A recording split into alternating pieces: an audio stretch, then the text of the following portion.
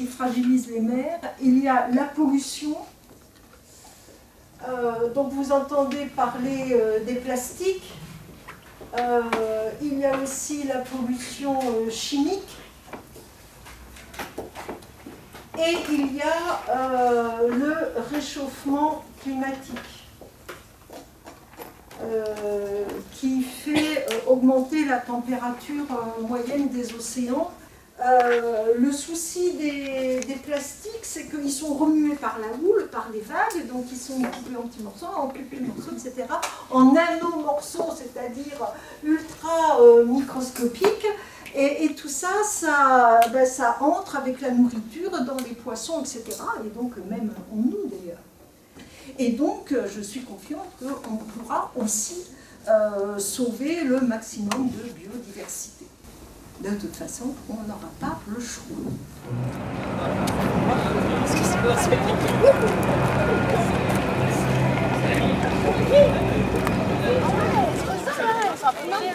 Tu le sens pas?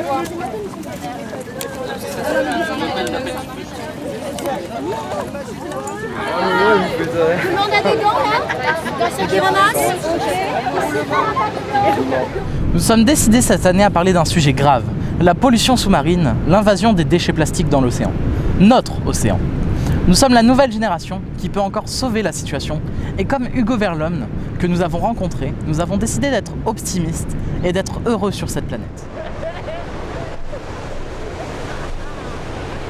Nous voulons témoigner sur la préservation de la biodiversité et pour cela, avec le soutien de Surfrider, nous allons nettoyer une plage, crier nos envies et nos projets au bord de la mer et nous rendre lors de la fête de la science et des arts consacrée cette année à la fabuleuse aventure de l'eau des Landes pour filmer les différentes formes de richesse sous-marine.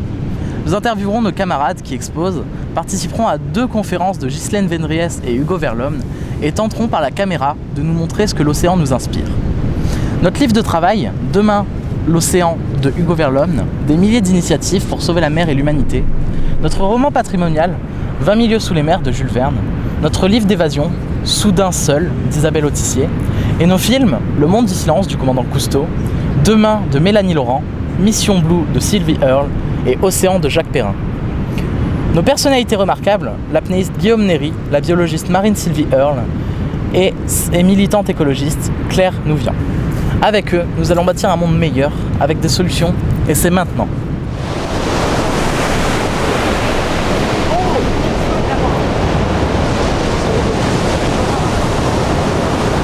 Donc il y a un plastique qui flotte et l'autre qui tombe au fond. C'est pas mieux de tomber au fond.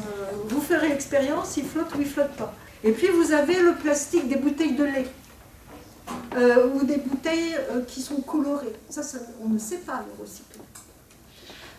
Parce que, par exemple, les bouteilles de lait, c'est de l'oxyde de titane qui lui donne sa couleur blanche, mais on n'arrive pas à l'enlever après, une fois qu'il est mis dans le plastique, donc ça ne se recycle pas. Je me suis baignée dans le poème de la mer. Je m'avance vers le liquide bleu, cette mer s'éloigne à perte de vue. Elle m'emporte dans ses bras avec sa force phénoménale. Sa chaleur se transforme en une chaleur reposante, aussi douce qu'un câlin enivré d'amour. Ces vagues caressent mes joues comme pour me dire que tout ira bien. Mes tendres larmes ruissellent pour se mélanger à l'eau salée. Je suis apaisée à ses côtés, elle me réconforte telle une deuxième mer. Quand je plonge dans son infini, je ferme les yeux et pense à mon existence. Protégeons l'océan! Allons-y pour la biodiversité marine. Donc, plantons le décor. Imaginez de hautes montagnes qui font en moyenne 4000 mètres d'altitude, c'est-à-dire c'est le Mont Blanc. Seulement, on a une succession de Mont Blanc qui d'ailleurs, Hugo Verlomme, vous l'avez rappelé la dernière fois, j'aurais dû mettre du rouge, ce sont des volcans, des chaînes de volcans. Imaginez de vastes plaines, donc à 4500 mètres de profondeur, c'est ce qu'on appelle les abysses. Et parfois des gouffres insondables, ou presque, hein, comme la fosse, F-O-S-S, Angeles, c'est une fosse. La fosse des Mariannes au large du Japon, avec ses presque 12 000 mètres. Donc voilà ce que c'est un océan. Le tout dans le noir, obscurité complète, bon, disons 50 mètres, il y a encore un peu de lumière, après c'est vraiment le crépuscule, et puis 150-200 mètres, c'est l'obscurité totale. C'est-à-dire que c'est rien hein, par rapport aux 4 km de profondeur. Donc dans le noir et dans le froid. Allez, soyons généreux. 2 degrés. Youhou! Et elle a vide là-dedans? Oui. Oui, il y a de la vie. Protégeons l'océan!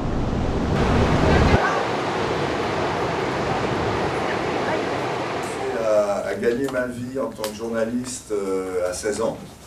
Je faisais des articles et je découvrais que ce que j'aimais le plus au monde, c'est à savoir écrire. Je pouvais gagner de l'argent avec, pas beaucoup certes. Et à partir de là, je suis devenu journaliste et puis voilà, journaliste professionnel pendant plusieurs années. Et puis après, j'ai quitté le journalisme pour me consacrer à l'océan, alors que j'avais un très bon job et tout ça. Et je suis parti sur un voilier et puis après, j'ai plus jamais cessé de partir derrière l'océan.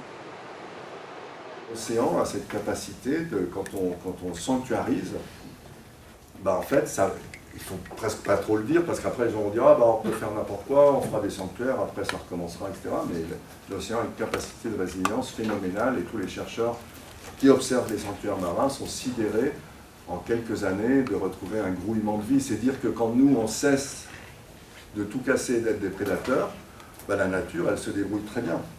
Elle n'a pas besoin de nous. Hein. C'est nous qui avons besoin d'elle. Oui. Quand on touche à une espèce, on touche à tout un réseau. Et si on élimine une espèce, c'est comme si on enlevait une pierre à un édifice. Et l'édifice peut être déséquilibré, jusqu'à parfois l'écroulement. Protégeons